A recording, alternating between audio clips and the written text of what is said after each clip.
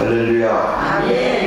네, 오늘 마가복음 2장에 있는 말씀, 하나님의 치유의 역사에 대한 말씀을 오늘 본문 중심으로 생각해 보려고 합니다.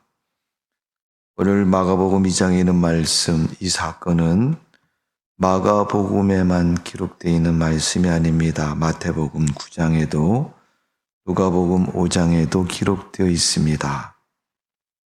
대략적으로 같은 사건이다 이렇게 결론을 내리고 말하고 있습니다. 그 이유는 아마 그 병자가 중풍병자였기 때문에 또 어떤 연유와 이유로 인해서 그가 치유받았는가를 성경은 기록하고 있습니다. 갈릴리의 복음을 전하신 예수님, 갈릴리 바다를 중심으로 동서남북을 다니면서 사역을 하셨습니다. 그 예수님이 사역하시는 동안 우리가 성경 읽어서 아시겠지만 많은 이적과 표적이 일어났습니다. 이는 하나님이 예수 그리스도를 통해서 역사하셨고 많은 이적과 그 기적을 통해서 하나님의 능력과 하나님 일하심을 보여주신 것을 볼 수가 있습니다. 오늘 예수님이 가서 일하신 동네 이름 가버나움이라는 동네입니다. 이 가버나움은 로마 군대가 주둔했던 곳이고 또 유대의 특히 북이스라엘 북쪽에 있는 땅에 세금을 걷기 위해서 세관이 있는 곳이었다라고 일반적으로 기록되어 있습니다. 특별히 마태복음 9장에 보면 예수님의 제자인 마태가 세관에 있을 때 예수님이 그를 부르셨습니다. 나를 따라오너라. 내가 너희로 사람을 낚는 어부가 되게 하겠다. 그를 부르셔서 예수님이 12제자에 예수님은 훈련시키시고 사용하셨습니다. 여러분, 예수님의 부름을 받는다는 것은 놀라운 축복입니다. 원래 여러분 우리가 살고 있는 시대는 성령 시대, 하나님의 영인 성령이 역사하는 시대. 성령과 함께해도 여러분 놀랍지 않아요?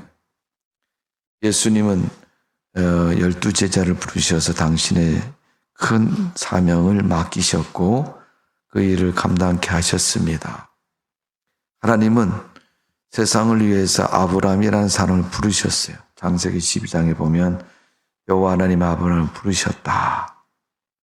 그를 구원하시고 그를 통해서 하나님의 거룩한 축복을 세상을 다스려 나가기 위해서 하나님은 그를 부르신 겁니다.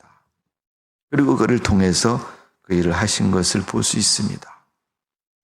하나님이 아브라함에게 하신 말씀이 뭐예요? 내가 축복하는 자에게 복을 주고 내가 저주하는 그 벌을 내리시겠다. 아브라함이 무엇이게요, 여러분? 아무것도 아니죠. 그도 연약한 사람이고 그도 어렵고 힘들 때는 흔들렸던 모습을 볼 수 있습니다. 하나님을 정말 잘 믿는 온전한 믿음의 사람 같으지만은 아브라함도 어려우니까 여러분 기근과 가뭄이 드니까 점점점 남쪽으로 내려가서 애굽까지 갔습니다. 거기서 끝난 것이 아니고 아들과 함께 블레셋 지경에 있다가 큰 화를 면기 어려운 곤란한 고통 속에 빠지기도 했습니다. 그런 모습을 보면 아브라함이나 여러분이나 별로 차이가 없는 것 같아요. 그러니까 여러분 사람들이 아브라함 그러면요 한숨을 팍 쉽니다. 왜? 어떻게 아브라함처럼 하라고 저런 말씀을 하시느냐. 여러분 하나님은 못하는 걸 시키지 않으십니다. 하나님은 안 하는 사람 시키지 않으십니다. 하나님은 하고자 하는 사람을 시키시고 할 수 있는 일을 시키시는 분이에요. 하나님 믿는 거 여러분 돈 드는 문제도 아니고 그렇게 복잡한 문제도 아니고 어려운 문제도 아니에요. 그저 하나님이 주시는 감동대로 살아가면 되는 겁니다. 특별하게 살아서 남들의 눈에 띄고 인정받고 뭔가가 특별해서 복을 받고 누리는 것처럼 생각하는 사람이 많으신데 결코 그렇지 않습니다. 가장 평범하고 조용한 삶 속에서도 하나님과 동행했다는 것. 그게 믿음의 삶인 것이고 믿음의 성도인 것입니다. 여러분 달력에 빨간 글씨가 여러 날 있었는데, 잘 지내셨죠? 뭐 하셨어요? 빨간 글씨일 때. 사우나도 한번 갔다 오시고, 맛있는 음식도 해 드시고, 우리 직원사님은, 자녀들하고 좋은 데 갔다 오시느라고 주일날도 안 나오셨대. 이게 전국으로 나가는 거 지금 직원사님 주일날 안 나오신 거. 심각하죠? 예. 우리가 하나님이 다 일일이 그 믿음을 보셨다. 우리가 뭐 특별한 걸 따지면 여러분, 그렇게 할 수 있습니까? 그래도 하나님 믿는 그 믿음 가지고, 아브라함도 애굽에 갔다가, 블레셋 지경 갔다가, 또 자기 부인을 갖다가 누이라고 속이기도 하고, 뭐 그런 모습을 보면 우리하고 별로 차이는 없습니다. 그러나 그에게는 하나님에 대한 절대적인 믿음이 있었다는 거죠. 오늘 여러분, 예수님의 제자인 마태를 하나님이 이 세관에서 일하는 모습을 부르실 때 그가 그것을 버려두고 주님을 따랐습니다. 오늘 여러분 공무원 됐는데 하나님이 너 신학교 가서 목회자 해라. 그러면 여러분 공무원 위치를 포기하고 신학을 공부하고 평생 동안 교회와 사역에 시달리면서 하나님의 거룩한 발자취를 따라가는 믿음의 일을 감당할 수 있겠나요? 쉽지 않을 겁니다. 우리 신학을 공부하는 분들 학교를 다니는 동안 4년 동안 그랬으나 같은 학년이 되어서 이렇게 야 너는 어떻게 신학을 공부하게 되냐 이런 얘기들이 있습니다.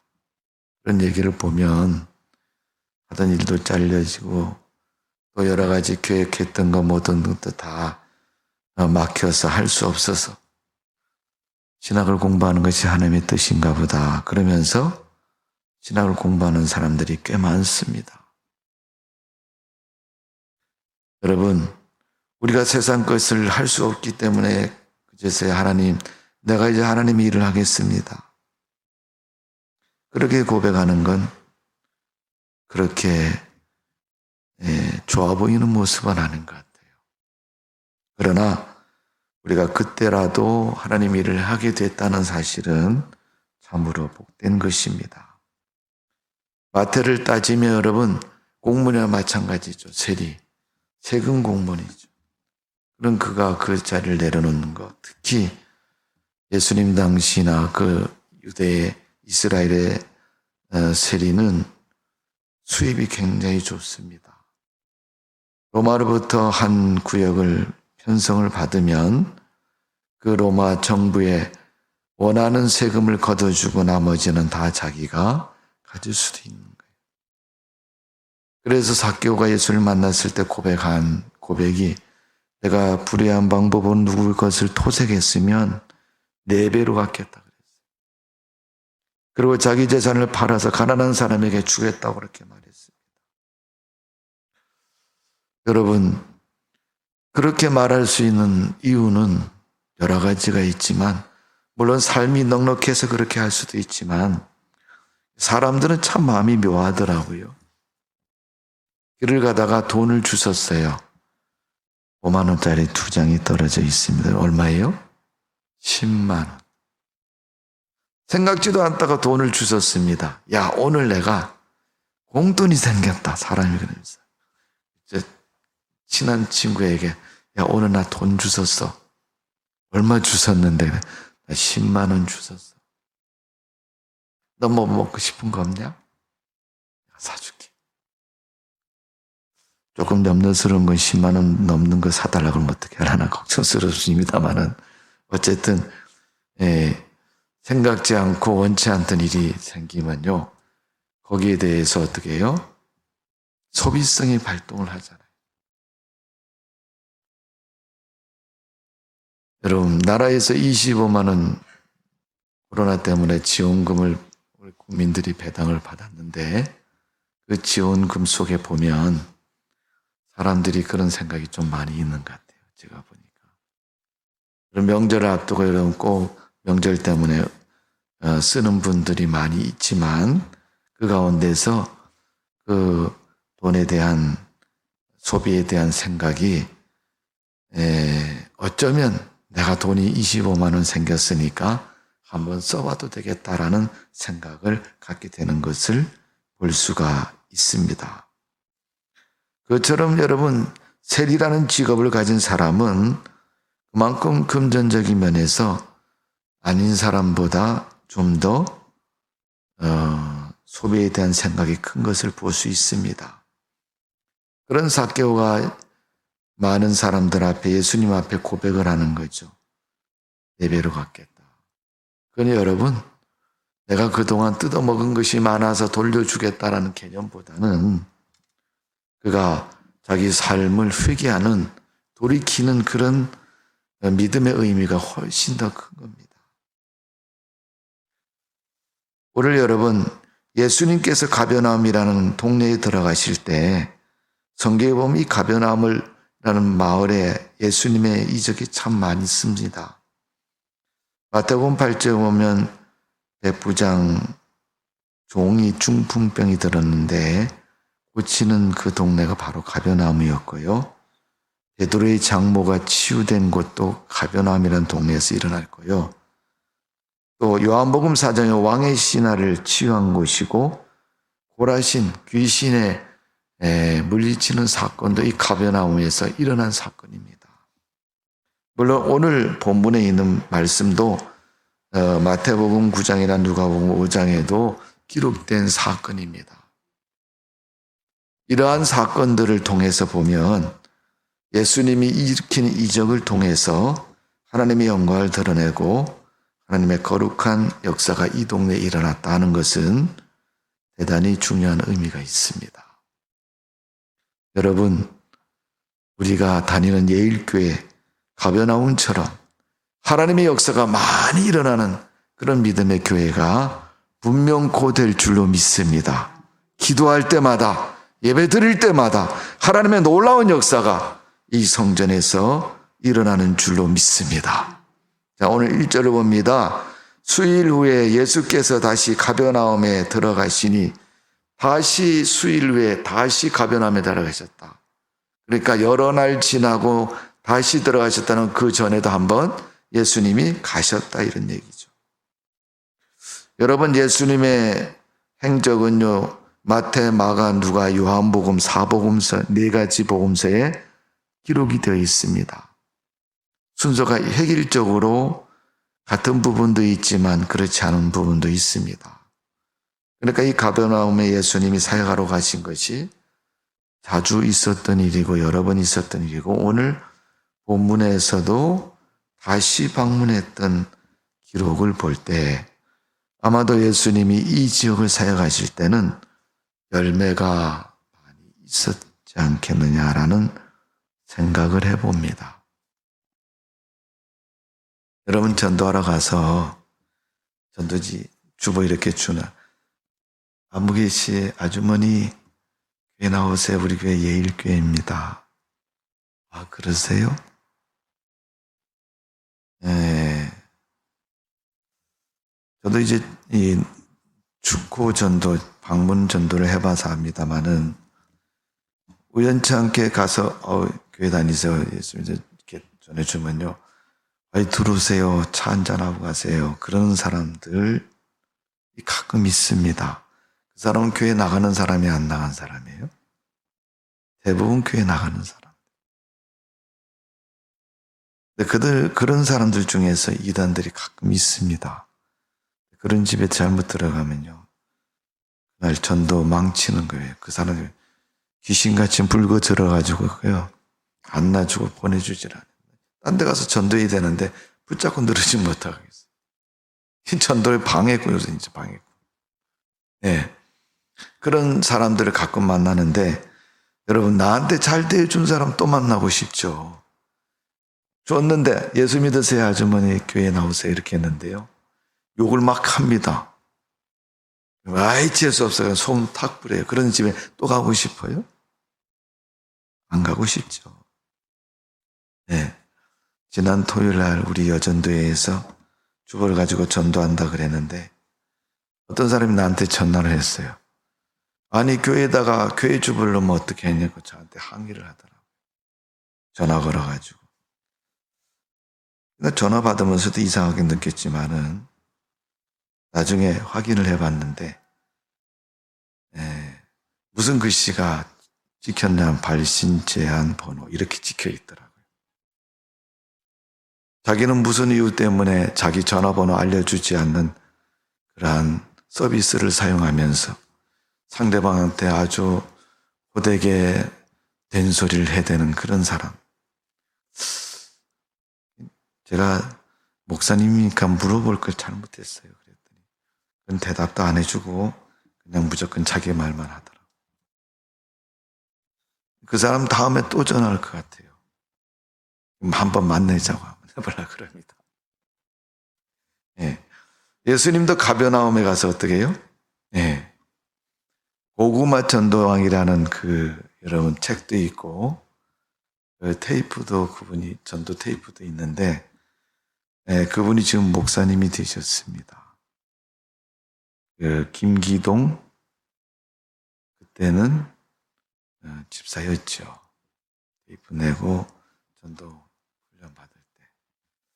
근데 그분이 동네에 자기가 전도하는 구역에 무당이 한 사람이 있었대요. 그 사람은 끝끝내 전도를 했거든요.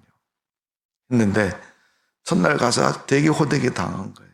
그리고 그 다음날 가서 또 왔더니 그 다음에 첫날보다는 조금 약한 고통을 받고 오고 이제 한 10번 정도 가니까 그 다음에는 호통을 치는 게 아니고 문을 그냥 닫아버려요.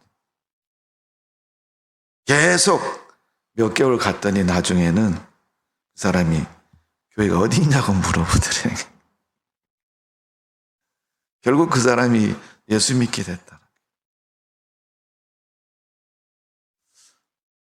전도를 해보면 그런 생각을 갖습니다. 전도는 다리 품 파는 만큼 된다. 예수님도 가버나움에 또 가시고 또 가시고 또 가시고 계속 가실 때마다 하나님은 예수님을 통해서 사건을 일으키고 역사를 일으키셨습니다. 우리는 한번 해보고 아유 그걸 못 쓰겠네 그놈의 인간 뭐 이렇게 하면서 안 가잖아요. 그죠? 근데 우리가 전도를 하면서 가장 중요한 게 뭐냐 하면 내가 오늘 예수 믿으세요 이렇게 전한 사람 만난 사람이 우리가 제일 관심을 갖는 부분이 뭐냐 하면 그 사람이 교회 나가는 사람인가 안 나가는 사람인가를 정확히 아는 것이 중요합니다. 안 나가는 사람이면요 전도 대상이고 계속 가야 될 대상입니다. 그러니까 여러분 얼마나 좋은 거래처를 만난 거예요. 내가 뭘 팔아먹으려고 그러는데 그 사람을 얘기를 해다 보니까 저 사람이 뭐가 필요한지를 알게 되었고 조금 더 얘기하면 살 것 같다 그러면요 그 사람이 가능성 있는 고객이 되는 거예요. 수첩에다 우리 집 왼쪽 골목 세 번째 집 아줌마 이 사람 가능성 있는 사람 얼굴은 이렇게 생겼고 기도를 하잖아요. 펴놓고 히스기야처럼 펴놓고 기도. 하나님 저 사람 마음의 문을 좀 열어주시고 내가 하는 마케팅에 꼭 협조할 수 있는 사람이 되게 하면은 하나님이 그 마음을 열어주시잖아요. 전도도 마찬가지입니다. 내가 그리스도의 십자가의 상품을 그에게 소개하고 그가 받아들이도록 하기 위해서 어떻게 해요? 계속 가능성을 두들기고 방문하는 겁니다. 근데 가능성 중에서 제일 중요한 문제는 그가 안 믿으면 가능성이 큰 겁니다. 왜 믿어야 되니까. 하나님의 역사는 실패한 적이 없습니다. 그렇기 때문에 여러분 안 믿는 사람은요 가능성이 있는 사람인 거예요. 또 가끔 어떤 사람 만날 때 보면 좀 아리까리한 사람이 있어요.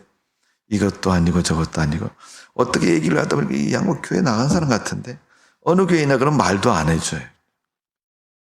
한 10번 정도 물어서 따져보면 겨우 어디쯤 있는 교회 그런 정도로 대답해 주는 사람.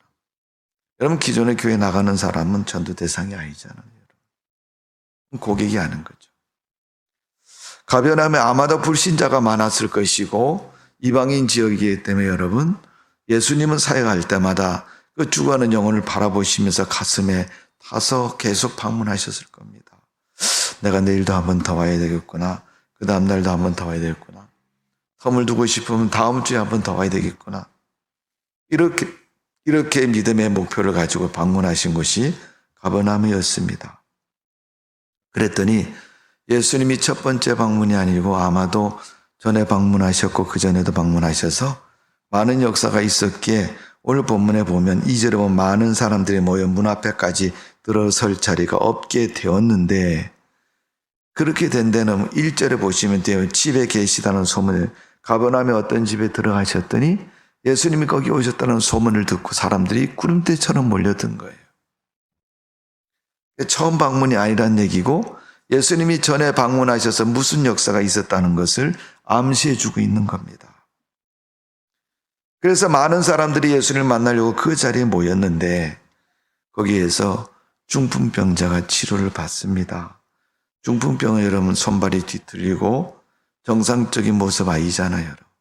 음식을 먹으면 입이 돌아가서 흐를 수도 있는 사람이고 언어도 제대로 구사하지 못하는 사람, 반언어 정도로 구상하는 그런 사람이 중풍병자 아닙니까?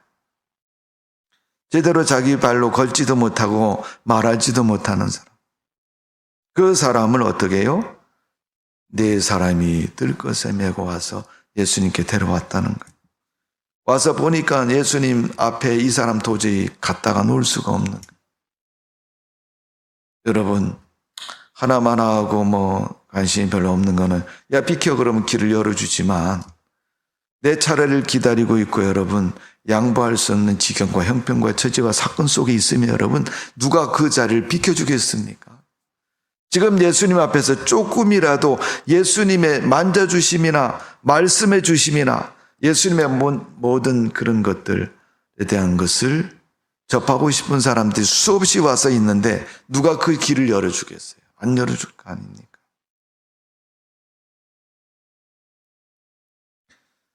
그 사람이 예수님께 그를 만나게 해주시는데 그 방법은 뭐예요? 지붕 위에 올라가서 지붕을 뚫고 그 들것을 달아서 내린 것입니다. 오늘 그가 예수님을 은혜를 입게 되었고 그가 치료를 얻게 됩니다. 성도 여러분, 친구를 두려면 그런 친구를 둬야지 여러분. 그게 복이 있는 사람입니다. 돈 많은 사람 친구에서 여러분 밥 한 끼 잘 얻어먹어 좋은 친구 뒀다. 그럴 수도 있습니다. 그러나 그거보다는 나에게 믿음의 도움을 주는 친구, 신앙의 도움을 주는 친구, 어떻게 보면 이 중풍병자의 인생을 바꾸는 일이 그 친구들을 통해서 일어나는 거죠. 우리나라 말에 여러분 속담에 친구 따라 강남 간다는 말이 있잖아요.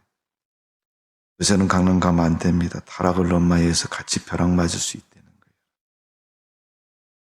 강남이 그렇게 신부나 젊은이의 거리, 부자들이 많은 동네이지만은 또한 그 뒤에는 뒷배경에는 죄악도 많고 하나님의 진노도 어쩌면 1순위로 내릴 수 있는 곳이 강남이라고 얘기합니다. 강남 분이 들으시면 저한테 뭐라 그러겠지만은 어쨌든 소돔과 고모라 성을 생각나게 하는 것입니다. 여러분, 우리에게 좋은 친구가 있다는 것은 무엇이 좋은 친구입니까? 오늘 본문의 말씀을 기준으로 볼 때 믿음의 동력자, 믿음의 도움을 주는 사람, 믿음과 함께하는 사람. 창세기 롯이라는 사람은 여러분 친구는 아니지만 자기 삼촌인 아브라함 집안 형제를 잘 둔 거예요. 여러분. 그래서 자기 망할 때 죽지 않고 수활성에 피난할 수 있었고 또 삼촌하고 같이 다닐 때 많은 복을 받았어요. 결국은 그게 여러분 화근이 돼서 삼촌하고 이별을 해야 되는 거죠. 자기 식구들하고 식솔들하고 삼촌 식솔들하고 나눠야 되잖아요. 땅이 좁아서 살 수 없는 그런 비대한 부자가 되었다는 것이죠. 분가를 할 만큼 여러분 풍성함을 누리게 된 것이 롯의 모습입니다. 믿음의 사람인 아브라함 잘 돕기 때문에 자기 아버지 따라서 하란이나 갈대우르에 그대에 머물렀으면 그런 축복된 인생이 될 수 없습니다. 하나님 모르는 인생이 됩니다. 오늘 중풍병자 여러분 방 안에만 가만히 앉아 있으면요 그가 예수님 만나지도 못합니다. 그의 친구들이 그를 들 것에 싫어서 예수님 만나러 가자 그러고 그 인생의 공고한 문제를 가지고 불쌍히 여겨서 그를 데리고 예수님께 가는 거죠. 그랬더니 예수님께서 그를 만나주시고 고쳐주신 겁니다. 성도 여러분, 우리가 인생을 살다가 이 중풍병자와 같이 내 힘으로 해결할 수 없는 문제를 만나게 되고 인생의 어두운 순간을 만났을 때 우리는 그 문제 앞에서 어떻게 하겠습니까? 문제의 해결자이신 예수님을 만나야 될 줄로 믿습니다. 예수님 만나러 가야죠. 집에 가만히 있으면 안 되지 않습니까? 세상에 있으면 안 되지 않습니까? 주님께 가야 되지 않습니까? 신앙은 주님 찾아가는 것이 믿음인 겁니다.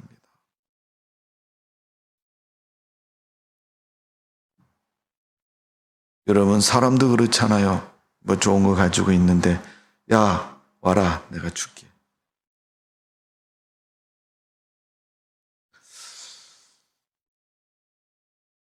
어느 날 제가 가만히 앉아서 그런 생각이 들더라고요. 우리 성도님들이 아유 목사님 목회할 때 돈도 많이 필요하실 텐데 좀 많이 쓰세요. 그래서 돈을 많이 준다면 설날에 세배하러 오는 사람은 한 세뱃돈을 한 50만 원씩 줘야 되겠다. 그렇게 생각만 해봤어요. 네, 제가 50만 원 주고 우리 사모님 한 10만 원 주겠죠? 그럼 도합이 60만 원이에요, 여러분. 목사님이 좀 돈이 많이 받는, 사례를 많이 받는다고 생각이 되면 세배를 꼭 오십시오. 60만 원이 생길지 모릅니다. 근데 그게 소문이 나면 그 다음 해부터는 아마도 세배하는 사람이 줄을 서지 않았을까. 그런 생각을 한번 해봤어요. 참 무서운 생각이죠. 근데 여러분, 세상을 사는 사람들의 모습을 보면 그래요. 좀 돈이 많고 부자인 데는 여러분, 좀 그 부스러기도 얻어먹을까 하고 줄을 서는 거죠. 근데 여러분, 부스러기지만은 부스러기도 주는 사람이 있어야 부스러기가 되는 거예요. 아무리 많이 가지고 있어도 주지 않는 사람은 부스러기 안 됩니다. 아무리 집에 50억짜리 집에 사는 사람도요, 1,000원짜리 한 장 베풀지 않으면요, 부스러기가 될 수 없는 거예요. 우리 하나님은 주시는 은혜가 풍성하신 분이 하나님이십니다. 그래서 하나님 앞에 나오면 항상 주시는 분. 언제 나와도 주시는 분이 하나님이십니다. 제가 기도할 때 보면 낮에도 해보고 밤에도 해보고 새벽에도 해보고 여러분 한밤중에도 해보고 항상 기도할 때마다 하나님은 왜 나를 찾았냐 부르냐라고 물어보십니다. 사실은 주님 이런 일 때문에 그렇게 합니다. 그럴 때마다 하나님은 응답해 주셨고 해결해 주셨습니다. 여러분 인생을 살다가 어렵고 공부하고 힘들 때마다 주님을 찾으십시오. 사람 만나러 가지 마시고 주님 만나러 가셔야 됩니다. 야, 이 문제 어떻게 해결할까? 누구 만나면 될까? 아, 목사님 재판하는 변호사 판사를 만나야죠. 교회 가서 기도만 하면 해결됩니까?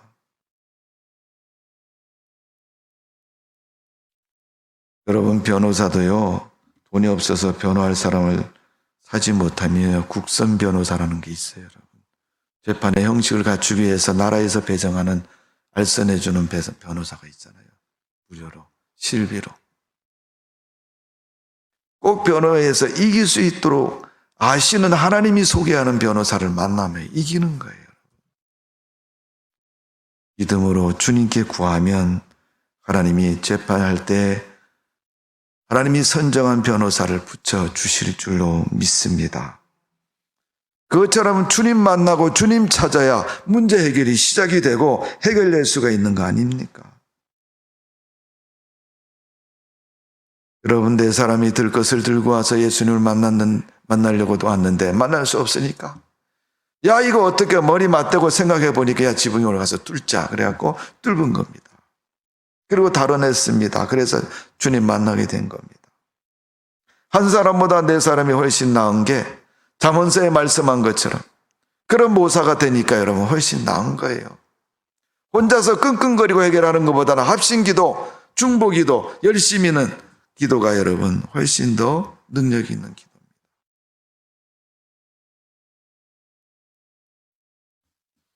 저는 어디 갈 때마다 우리 교회 중보기도팀을 자랑합니다. 지난달에는 무슨 일이 있었다. 목사님들 만날 때마다 물어보거든요. 목사님 교회는 중보기도팀 있어요? 우리 교회는 없는데요. 그럼 언제 기도하십니까? 우리 교회는 중보기도팀이 있는데 아주 그분들이 너무 재미있어합니다. 돌아가면서 자기 문제가 응답되기 시작하니까 또 응답된 그 기도를 가지고 자랑도 하고 여러분. 또 문제가 있으면 내놓고 서로 마음을 교환하고 기도하니까. 여러분, 이 네 사람이 중풍병자 그를 예수님을 만나도록 협력했고 합심했다는 것, 그 좋은 친구를 도왔다는 것이고 또 그 네 사람의 모사로 인해서 지붕을 뚫고 내리는 그런 아이디어가 나왔고 또 그 모습을 통해서 하나님의 역사가 이루어졌다는 거예요. 사도 바울이 로마 교회에 편지하면서 로마서 12장에 보니까 모든 것을 협력하여 선을 이룬다 그랬어요. 선이라는 것은 하나님의 뜻을 이룬다는 것이고 하나님의 역사를 만든다는 겁니다. 베드로와 요한이 바울과 실라가 합심해서 하나님의 사역에 협력하고 일했을 때 놀라운 역사가 일어나지 않습니까? 나의 경험과 생각이 다르다고, 취미와 개성이 다르다고, 그 사람과 나와 생각이 다르다고 여러분, 은사가 똑같지 않다고 남다른 신앙의 비판과 협력하지 않은 것은 비신앙적이고 비인격적인 모습인 겁니다. 왜 저 사람하고 나하고 잘 안 맞는데 하나님 왜 나에게 그 사람을 이렇게 붙여주었는가? 거기도 하나님의 섭리와 이유가 있을 것입니다. 하나님은 인간을 만드실 때 모양과 음성을 다 이질적으로 조성하셨고 만물을 창조하셨으나 그 하나님의 위대한 창조의 법칙 안에서 아름다운 조와 아름다운 하모니를 이루게 하셨습니다. 은사가 다르나 한 성령의 역사로 그를 쓰시는 것이고 또 하나 되게 하실 때마다 놀라운 역사가 일어난 것을 볼 수가 있습니다. 사무엘서에 보니까 사무엘 선지자가 나라가 위기 속에 처하니까 미스바의 백성들을 모아놓고 구국기도를 합니다. 그랬더니 나라가 다시 전쟁에서 벗어나고 큰 승리를 가져올 수가 있는 것을 볼 수가 있습니다. 반은 믿고 반은 안 믿는 그런 신앙의 자세보다는 협력해서 온전히 믿는 믿음의 사람으로 살아가는 성도가 되시기를 주님의 이름으로 축원합니다. 여러분, 예일교회 다니는 성도 여러분, 우리 모두는 신앙의 동력자입니다. 오늘 중풍병자를 네 사람이 들고 온 것처럼 우리에게는 그런 믿음의 동력자가 되어야 되고 그런 동력의 역사가 있어야 될 줄로 믿습니다. 그런 믿음이 있어야 돼요. 두 번째는 그들은 모든 것을 주님께 맡겼습니다. 주님 곁에 갈 수 없을 때 그들은 지붕을 뚫고 줄을 달아 반수의 그 사람을 주님께 내려서 맡겼습니다. 주님 이거 해결 좀 주세요 하고 그들 달아서 내립니다. 여러분, 우리는 주님께 맡기되 하다가 중간에 그만두거나 처음부터 이건 안 될 거야 하고 안 하거나 또 하다가 에이 나머지는 내가 해야지 이렇게 해서 주님에 대한 믿음을 절반만 갖는 그런 자세는 버려야 됩니다. 처음부터 마지막까지 다 하나님께 다 맡기고 내가 원하는 과정과 결과가 안 나와도 주님께서 이유가 있어서 그렇게 하셨다라는 생각과 이유를 받아들여서 그 방법으로 우리가 순종하고 살아가는 그런 신앙의 태도가 우리에게 분명히 있어야 될 줄로 믿습니다. 사사시대에 보니까 기브온이란 사사가 나옵니다. 그 사람이 용장도 아니고 군사도 아니고 또 정치적인 지도자도 아닙니다. 근데 오늘 하나님이 딱 부르셨어요. 그러니까 그 사람이 하나님이 자기를 부른 거에 대해서 첫 번째 의심을 하잖아요. 그러니까 하나님이 의심하니까 너 왜 그래? 이렇게 물어보시죠. 그러니까 기본이 그러면 나는 아무리 생각해도 하나님 일을 못하겠습니다. 자질도 없고 믿음도 없고 이렇게 용기도 없고 그러니까 내가 함께 할 테니까 좀 해라. 그렇게 하나님이 권면을 하니까 그러면 하나님 하긴 하는데 내가 정말 확신을 가지고 용기를 가지고 할 수 있도록 좀 도와주세요. 뭘 어떻게 도와줘야 되냐 그랬더니 기본이 그럽니다. 하나님이 돕는가 안 돕는가 내가 한번 시험을 해볼게요. 시험한다고? 해봐. 그랬더니 기본이 그러죠. 솜 한 뭉치를 갖다 놓고 마당 가운데 두고 하는 말이 요 솜에만 이슬이 내리게 해주세요. 마당은 이슬이 하나도 안 내리게 해주세요. 그럼 비가 오면은 일정 면적 다 오는 거지. 여긴 오고 여긴 안 오고 그럽니까? 그렇지 않지 않습니까? 새벽에 이슬이 내릴 때 여러분 보세요. 온 지면에 다 내리지 여러분. 거기만 내리고 딴 데 안 됩니까? 그것도 솜이나 여러분 베개만큼 큰 걸 갖다 놓고 했으면 그렇다 하시네요. 주먹만한 거 하나 갖다 놓고 거기만 내려. 근데 하나님이 해주셨어요. 솜을 들어갖고 짰더니 물이 쫙 흐릅니다. 근데 마당은 뽀송뽀송하거든요. 그러니까 기본이 그 다음 날은 또 반대로 얘기하는 겁니다. 솜은 마르게 해주시고 마당에 이슬을. 아침에 자고 일어나서 나갔더니 마당이 비가 온 것처럼 다 젖어 있습니다. 얼른 뛰어가서 솜을 갖다 딱 잡아갖고 보니까 짜도 안 나오고 팔버도 안 나오고 안 나옵니다. 깔고 앉아있고도 안 나와요. 바싹 말랐으니까 나올 리가 없죠. 여러분. 그때 기본이 그러면 하나님은 하시는구나. 그래서 자기 사사로 부른 것에 대한 사명을 갖게 됩니다. 그래서 사명을 가지고 이제 전쟁을 나가라 그러니까 군대를 소집했어요. 군대가 엄청나게 왔습니다. 여러분, 지금 이 싸움에 하나님이 이기게 해주십니다. 그러니까 나랑 같이 나가 싸울 사람 지원하세요. 그랬더니 그냥 전쟁에 이기고 싶은 군사들이 다 모인 거예요. 많은 사람이 모였는데 하나님이 그러시는 거예요. 너무 많어.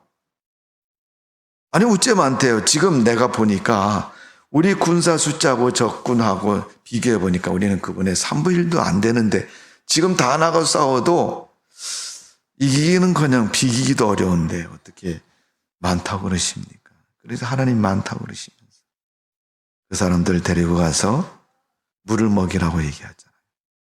그래서 물을 손으로 퍼서 개가 헐는 것처럼 먹는 사람만 300명만 뽑았어요. 나머지 다 집으로 돌려보냅니다. 그리고 300명 데리고 나가는 싸우는데 그럼 300명이 어떻게 해요? 방패 들고 갑옷 입고 칼 차고 활 차고 준비를 잘 해갖고 나가야 되잖아요. 근데 그거 준비하라는 게 아니라 항아리 준비하고 횃불 준비하고 갖고 나가라는. 참 조상하기도 하다. 아니 전쟁터에 나가려면 칼을 들고 나가고 활을 들고 나가야지. 항아리하고 횃불은 왜 들고 나가냐. 그래서 하나님이 준비하라 그러고 시킵니다. 근데 기본이 참 이해가 안 되고 그래도 하나님을 믿을 수밖에 없는 게 그 전에 사건이 있잖아요, 여러분. 솜 사건이 있잖아요. 그러니까 하나님 분명하신 분인데 이게 이성적으로 도저히 이해가 안 되거든요. 그래서 하나님이 하라는 데 시켰습니다. 외복에 있다가 소리 지르며 항아리를 깨뜨리고 횃불을 높이 들고 적을 향해서 횃불을 던졌더니 하나님이 이기게 해주셨습니다. 그 많은 군사를 다 쓸어버리신 거예요. 여러분, 통째로 맡겼기 때문에 그렇습니다. 요거는 하고 요거는 안 하고. 신앙생활 할 때 보면 요거는 하고 요거는 안 하고.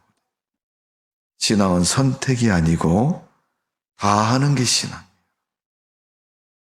믿음 생활은 그래요.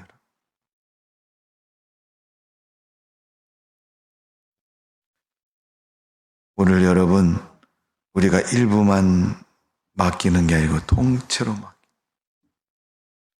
그 사람은요, 달아내리면 달아내리는 대로 그냥 가만히 있을 수밖에 없어요. 지 힘으로 할 수가 없으니까. 친구들이 달아내면 달아내린 것. 야, 들것에 누워서 여러분, 말이 정확히는 못해도 여러분, 중풍병에 반은 한다 그랬어요. 그러니까 여러분, 의사표시는 할 수 있어요. 야, 미쳤냐? 너네들 왜 그러냐? 지금 뭐 하는 거야? 이렇게 말할 수 있을 거 아니에요, 여러분. 그렇게 말할 수 있지만 친구들이 하는 거에 대해서 어떻게 해요? 자기는 자기 힘으로 그것을 거절할 수 없는 그런 지금 형편과 처지 아닙니까? 그러니까 달아내면 달아내는 대로, 던지면 던지는 대로, 세워놓으면 세워놓는 대로 할 수밖에 없는 사람이에요.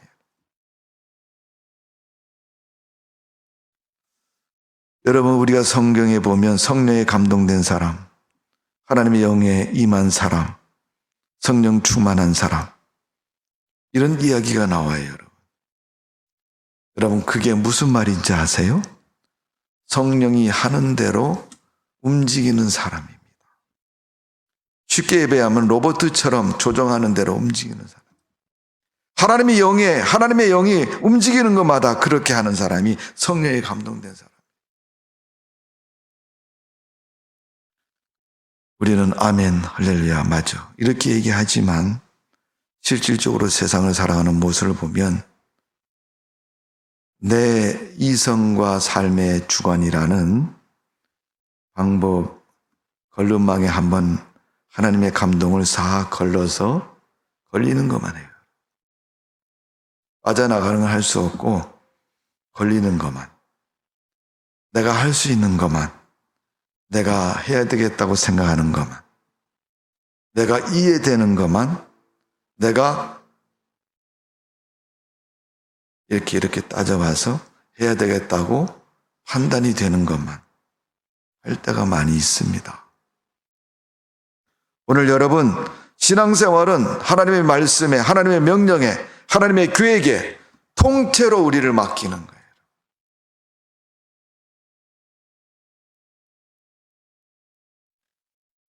요한복음 15장의 포도나무비에 예수님이 그런 말씀합니다. 나는 포도나무에 너희는 가지니 가지가 나무에 붙어 있으면 과실을 많이 맺나니. 여러분, 붙어 있는 날이 뭐예요? 하나님 앞에 맡긴다는 거예요. 나무가 주는 거 다 그대로, 가감 없이 다 그대로. 그게 여러분 통째로 맡기는 믿음입니다. 마지막으로 오늘 본문에 보면 5절의 말씀입니다. 예수께서 그들의 믿음을 보시고 중풍병자에게 이르시되, 이제는 친구들이 달아내 믿음을 보고 야, 저 녀석들 뭐야? 이런 마음이 들으셨지만은 그 믿음을 열심을 보시고 그래도 저렇게 하는 게 친구를 위해서 참 최선을 다하고 있구나. 그것을 예수님이 인지하셨을 거고 실려 내려온 중풍병자를 향해서, 병자 당사자를 향해서 하신 말씀입니다. 작은 자여 내 죄사함을 받았느니라 하시니. 그를 보고 뭐라고요? 작은 자라. 작은 자의 의미는 뭡니까? 겸손한 자고 믿음으로 사는 자고, 지금 하나님 앞에 자기를 숨기지 못하고 나와 있는 그 사람을 말하는 거예요. 지금 예수님 앞에 뭔가를 해결해 보려고 친구들의 손을 빌려가지고 예수님께 나온 그 사람을 말하는 겁니다. 예수님은 외모나 성격을 보지 않습니다. 족벌이나 가문을 보지 않습니다. 다만 그들의 믿음을 보셨습니다. 오늘 이 시간도 주님은 우리 한 사람 한 사람의 귀하고 그 믿음을 보고 계시고 있습니다. 우리는 주님 앞에 기도해야 됩니다. 믿음을 가져야 됩니다. 여러분, 감리교 창시자인 요한 웨슬리라는 분이 계시는데 그분이 설교했던 설교 내용 중에 제목 중에 90% 신자라는 제목이 있다 그럽니다. 말 그대로 90% 신자. 100%가 아니고 90%. 조금 미달, 조금 작은 것, 부족한 것. 그분이 그런 설교를 왜 했을까요, 여러분? 분명히 그 설교는 잘하고 있습니다. 당신 믿음이 옳습니다. 신앙생활하면 그렇게 해야 되죠. 이런 것보다는 당신은 90%입니다. 그거밖에 못합니까? 조금 더 하면 100% 될 수 있습니다. 뭐가 아쉽습니다. 예를 들어서 성경을 일주일에 10장 읽어주는 12장 읽었으면 100% 되는 건데 10장밖에 못 읽어서 90%입니다. 이렇게 얘기했을 겁니다. 여러분, 이 제목에 도전적인 면이 있지 않습니까? 하나님께서 나에게 너 믿음은 90%야. 그러면 90%는 100%하고는 경우가 완전히 다른 거예요, 여러분. 10% 차이밖에 안 나지만요, 다른 겁니다. 부족한 것입니다. 가나의 혼인잔치에 마리아가 예수님이 뭐라고 하시던 종들에게 그대로 순종해라. 그때 예수님이 물을 떠다가 아구까지 채워라 그랬더니 종들이 물을 떠다가 포도주 항아리에 아구까지 채웠어요. 그리고 나서 예수님께 가서 말합니다. 다 채웠습니다. 그때 예수님이 떠다가 연회장에 갖다 줘라. 그때부터 연회장에 있는 사람들은 포도주를 마시기 시작했습니다. 다 순종한 후에 역사가 그때부터 일어나는 겁니다. 오늘 여러분, 우리의 믿음 하다가 어느 정도 순간 되면 그쯤 돼서 이만하면 됐지 하고 그때부터 포기하기 시작합니다. 오늘 여러분, 우리의 믿음은 그런 믿음이 되어서는 안 됩니다. 그런 비행기 타보셨죠? 제주도 가도 비행기 타고 부산 가도 타고 요즘 외국은 잘 못 나가니까 국내에선 비행기 이번에 추석 명절에 여러분 김포공항에 고향 가는 분들이 비행기 타고 많았답니다. 여러분. 비행기를 타고 가면요 비행기가 공중으로 이렇게 올라가잖아요. 땅에 가까울수록 기온의 변화가 심해요, 여러분. 그래서 이 지구상에는 공기의 흐름이 있습니다. 눈에 보이지 않지만 동쪽에서 서쪽으로, 서쪽에서 남쪽으로, 위에서 아래로, 아래에서 위로 이렇게 기온이, 공기가 흐름이 있는 거예요. 그러니까 강물이 흘러가는 것처럼 배가 강물에 띄워지면요, 물 흘러가는 대로 따라가잖아요. 그것처럼 공중에 여러분 공기 흐름이 있는 거예요.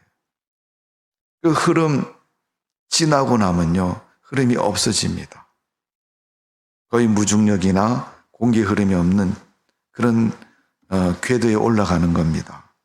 그러니까 멀리 가는 비행기는요, 그 궤도에 올라가서 쭉 전진을 합니다. 수평으로 가는 거죠. 그래 공기 저항도 작고 자기가 원하는 목표점까지 정확히 갈 수가 있는 거거든요. 나침판을 제어가면서요.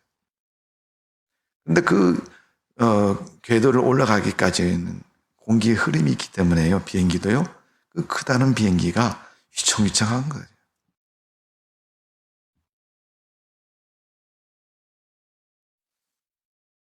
한 번은 우리 지방에서 중국으로 수련을 갔다 오는데 날씨가 나빠가지고 비행기가 구름 밑으로 이렇게 내려왔는데 막 번개가 치는 거예요. 네, 서울 우리나라는 인천공항이 국제공항이잖아요. 그러니까 인천에 가까우면요 올라갔다가도 내려와야 되거든요. 구름 밑으로 내려와야 되잖아요. 구름 밑으로 이렇게 비행기 내려오니까요, 구름 속에 있는 번개가 번쩍번쩍하면서 천둥치고 막 난리가 났는데 비행기가 떨어지는 거예요. 가다가 쭉 퍽 떨어지는 거예요. 사람들이 일단 놀래가지고 죽는 줄 알고 마치 저기 놀이동산에 가서 뭐 타는 것처럼 막 내려가고 그럽니다. 그러니까 무서워서 막 소리를 지르는데, 여러분, 우리가 하나님이 말씀하는 그 신앙의 수준, 궤도, 그 궤도까지 우리 신앙이 성숙해야 돼요. 그렇지 않고 성숙하기 전까지는요, 막 공기 흐름처럼요, 세상의 흐름 때문에 막 신앙도 막 흔들리고 난리가 나는 거예요. 예수님 앞에 올 때까지 얼마나 많은 사건이 있었겠어요. 여러분, 성경에는 그게 기록되어 있지 않습니다만은, 이제 그 사람을 메고 집에서 나오면 사람들이 그랬을 거예요. 아마 저 사람 죽을 때가 돼서 이제 죽으러 가나, 뭐 이렇게 얘기하는 사람도 있었을 거고, 또 예수님을 어떻게 만나냐고 걱정했던 사람도 있을 거고, 지붕을 뚫을 때 보면 미친 사람을 욕을 한 사람도 있을 거고, 막상 다뤄냈더니 본인이 그랬을 거예요. 그랬지만, 야, 너희들 뭐 하는 거야, 이놈들아. 친구 나를 데려와서 왜 도대체 뭐 하는 거야, 지붕 뚫고 막 이렇게 얘기했을지도 몰라요. 그런 가운데서 딱 예수님과 딱 마주쳤고 만남을 가졌고 함께 했을 때 예수님이 그에게 5절에 말씀한 거예요. 내 죄 사함을 받았느니라. 그 다음 이야기는 이 예수님의 사제를 놓고 논쟁이 벌어지는데, 뭐 그건 그렇다 치고 예수님께서 말씀하신 거예요. 네가 고쳐졌다고, 해결됐다고. 성도 여러분, 우리 주님 만났을 때 주님이 해결해 주시는 줄로 믿습니다. 사람 못 해결해 줘도 우리 예수님은 해결해 주시는 분입니다. 그 확신 가지고 믿음으로 해결함을 받으시기를 주님의 이름으로 축원합니다. 마태복음 7장 11절에 보면 하늘에 계신 너희 아버지께서 구하는 자에게 좋은 것으로 주시지 않겠느냐. 마가복음 11장 24절에 무엇이든지 기도하고 구하는 것은 받은 줄로 믿으라. 그리하면 너에게 그대로 되리라 그랬어요. 내가 믿으면 그대로 된다고 말씀하셨습니다. 오늘 여러분, 신앙은 주님 앞에 확신을 가져야 됩니다. 주님이 해결해 주신다는 확신을 가지고 믿음으로 승리하는 여러분의 믿음 되시기를 주님의 이름으로 축원합니다. 기도하겠습니다. 아버지 하나님, 중풍병자 사람이 고칠 수 없습니다. 그런데 오늘 예수님 고쳐주셨습니다. 그가 걷지도 못해서 예수님께 올 수도 없습니다. 설령 온다 할지라도 예수님 만날 수도 없습니다. 열두혈증으로 예수님을 만나 고침받은 여인도 예수님 나왔습니다, 고쳐주세요 이렇게 말하지 못했습니다. 그저 주님의 옷자락 붙잡았습니다. 그것처럼 어렵고 힘든 여건 속에 있지만 친구들이 용기를 내어 그를 데리고 지붕에 올라가서 들것을 달아 내려서 예수님 만나도록 했습니다. 어려운 과정과 어려운 문제들이 있었지만 결국은 문제를 해결했습니다. 오늘 우리가 살아가는 인생도 그렇습니다. 주님, 우리를 도우셔서 문제 해결해 주실 줄로 믿습니다. 어렵고 힘들어도 주님 앞에 나오는 것에 대해 믿음으로 행하는 것에 대해 열심을 가질 수 있도록 도와주시고 하나님이 해결해 주시는 믿음 될 줄로 믿습니다. 우리 성도님들 가정마다 문제가 있을 때마다 주님께 기도하고 주님 해결해 주시고 중풍병자 치료한 것처럼 하나님의 역사와 이적과 표적을 날마다 허락해 주시어서 저들에게 있는 질병도 고침을 받게 해주시고 가난도 물러가게 하시고 인생의 문제들마다 아버지 수월하게 넘을 수 있도록 축복하여 주옵소서. 예수님의 이름으로 기도하옵나이다. 아멘.